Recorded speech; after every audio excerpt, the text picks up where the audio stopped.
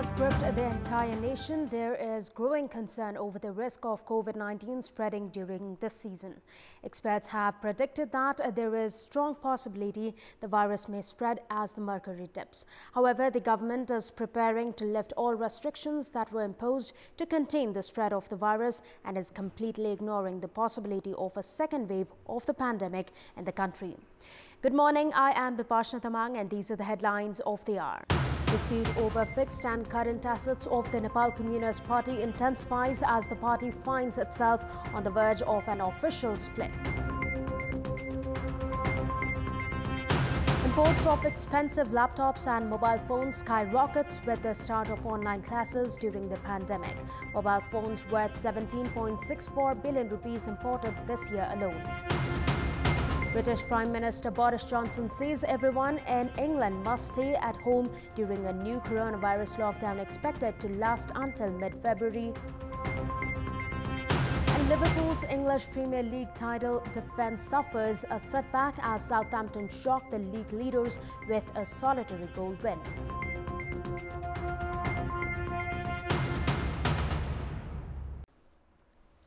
The dispute over the fixed and current assets of the Nepal Communist Party has intensified as the party is on the verge of an official split into two factions. The Prime Minister KP Sharma Oli-led faction has been claiming all the assets of the former CPN-UML, while the Pushpa Kamal Dahal-led faction has been saying that the disgruntled faction would not get any of the assets. The party has more than 85 buildings, while both former CPN-UML and former Maoist Center operate separate bank accounts. Both the factions have their vested interests on the assets after party's legitimacy and election symbol. Even as the then CPN-UML and the then Maoist Center unified in May 2018, offices and bank accounts of the two parties were not merged. For the same reason, leaders and ministers of both the factions have been depositing levies in separate bank accounts. Likewise, both the factions have their own fixed assets worth hundreds of thousands of rupees and have been collecting levies separately in districts as well. However, disputes have been raging between the two factions in claiming the fixed and current assets of each other. The actual figure deposited in the Central Committee's account has not been revealed yet. The Nepal Communist Party in particular, the former CPN-UML is considered to be financially strong due to it being relatively well organized, having a well-regulated income and having its stronghold from the center to the local levels in recent time. The strong financial source of the Nepal Communist Party is the major strength of the party. The Oli-led faction thus has been claiming ownership of the fixed and current assets of the former CPN-UML, not of the former Maoist Center.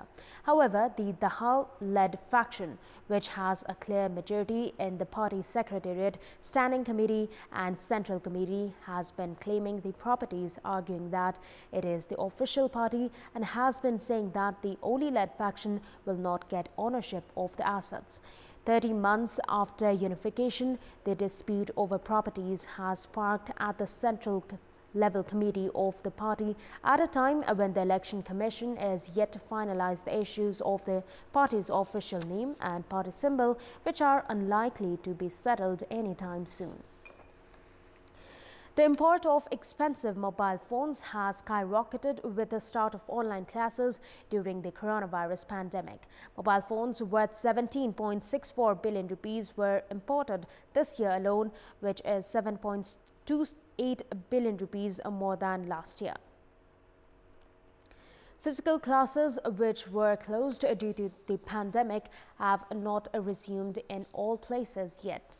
Many people who had ordinary mobile phones before are now compelled to buy much costlier smartphones for online classes. According to the Customs Department, over 2.7 million mobile phones worth 17.64 billion rupees were imported last year until the second week of December. Meanwhile, 2.5 million mobile sets worth only 10.2 6.36 billion rupees were imported during the same period the year before. This shows that the import of expensive mobile sets has increased in recent days. According to businessmen, mobile sets with the price range of 15 to 30,000 rupees are sold the most. Mobile phone traders are making good money at a time when other businesses are reeling under the pandemic. The use of expensive, lavish goods, including laptops, mobile phones and automobiles, increases the outflow of money from the country. At a time when the GDP has failed to increase, analysts opine the country's trade deficit is likely to rise considerably in coming days if the consumption of such lavish items is not reduced. And we'll take a short break here. We have more news coming up. Welcome back. The weather across the country has been partially affected due to the effects of the westerly winds. The Weather Forecasting Division has said that the gloomy weather condition coupled with intermittent rainfall will continue till tomorrow. Snowfall is expected at the high mountainous areas of the Midwestern and Far Western regions of the country today. Kathmandu will again experience gloomy weather conditions today as well, while light rainfall is expected in the mid and far western regions of the country.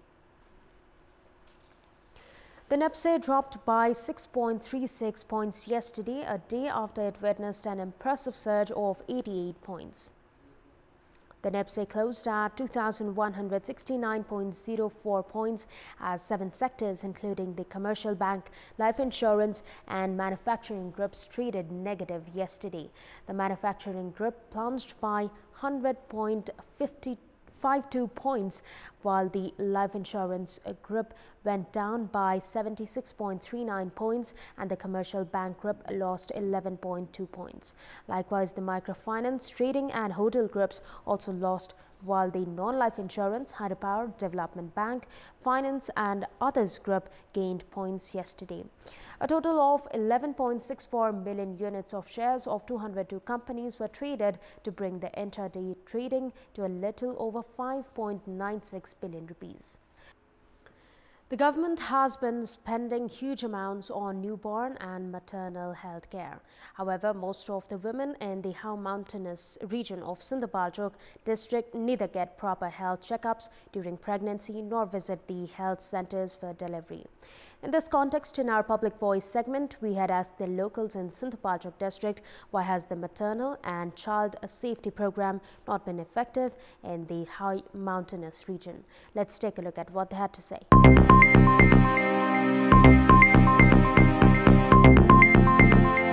चीजको कमीले गर्दा उहाँहरूले पनि त्यहाँ पहल गर्न नसक्नु भयो होला। अब त्यो आफ्नो ध्यान घरतिरको धन्दा मात्रै अनि हेर बाटाको बाहिरतिर यसो हेरी विचार कहाँ कस्तो पाइन्छ सेवा कस्तो पाइन्छ कहाँ गएर के भन्नुपर्छ कार्यक्रम कहिले आउँछ कहिले जान्छ के थाहा अब यो दिनमा कार्यक्रम हुन्छ भनेर भन्दैन थाहा हुँदैन नि अब के कार्यक्रम आउँछ अब थाहा नभएसी जाँदा पनि जाँदैन थाहा पनि हुँदैन पढे लेखे मान्छेहरु त फलान ठाउँमा आज यस्तो मिटिङ छ रे आमासमाको भेला छ रे स्वाराको कार्यक्रम छ रे जौलोको कार्यक्रम छ रे भन्नुहुन्छ अब हामीले नपढे मान्छे हामीलाई के थाहा हुँदैन अब यस्तो कार्यक्रम हुनु भन्दा एक दुई हप्ता अगाडि भनेदेखि राम्रो हुन्थ्यो अब सबै दिदीबहिनीहरु भेला भएर कुरा बस्न पाउँथ्यो अब त्यतिखेर भनेर जान्न पाएर मात्र हो।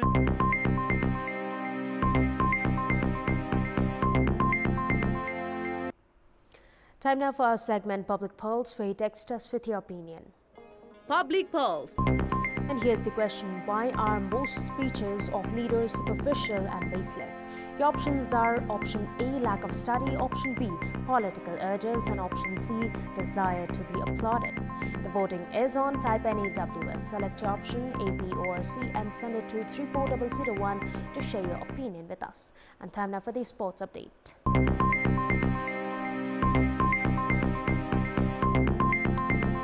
The Martyrs Memorial B Division League, which was postponed 9 months ago due to the coronavirus pandemic, is scheduled to start from 23rd of February. All Nepal Football Association has issued a new rule of permitting each team to substitute a maximum of 5 players in a match during the tournament. The World Football Governing Body, FIFA, has also permitted teams to use a maximum of 5 substitutes, citing fitness of players may be low during the pandemic. ANFA has also applied this rule for the Martyrs Memorial B Division League. ANFA has also allowed clubs to sign 5 more players this season. Prior to this, clubs were allowed to sign a maximum of 35 players in a season. Now a club can sign up to 40 players. And time now for our special segment, Sports Buzz.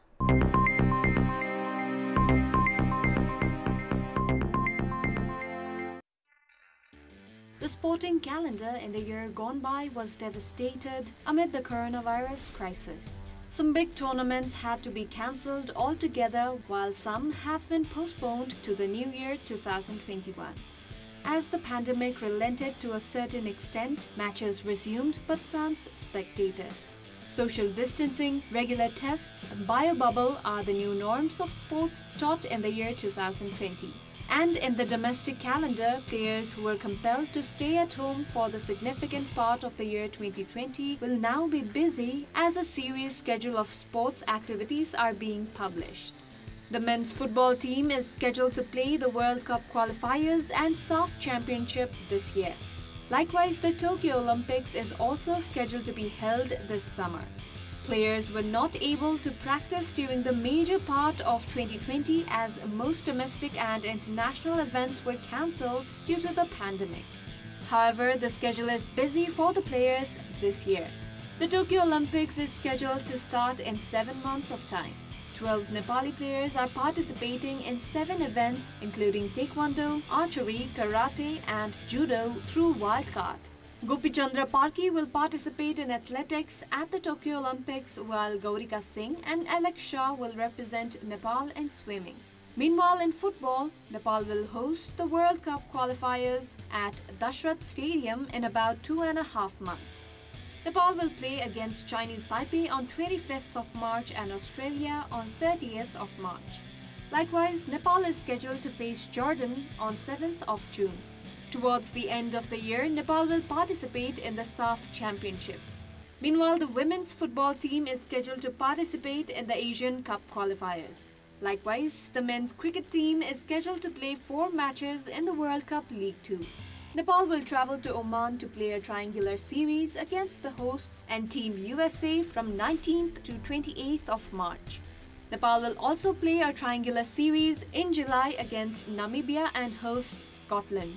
Meanwhile, the women's cricket team will participate in the T20 World Cup qualifiers. Nepal will play against hosts Malaysia, Myanmar, China, Bhutan, Kuwait, UAE and Hong Kong in the tournament, which will be held from 16th to 25th of September. In another sporting development, the women's volleyball team is likely to take part in the Asian Championship. Likewise, in badminton, an international series is scheduled to be held in Kathmandu in September. Apart from these events, the schedule for domestic tournaments are also being made public. This is Sarah Chitrakar for our special segment Sports Buzz and Kantipur News Desk.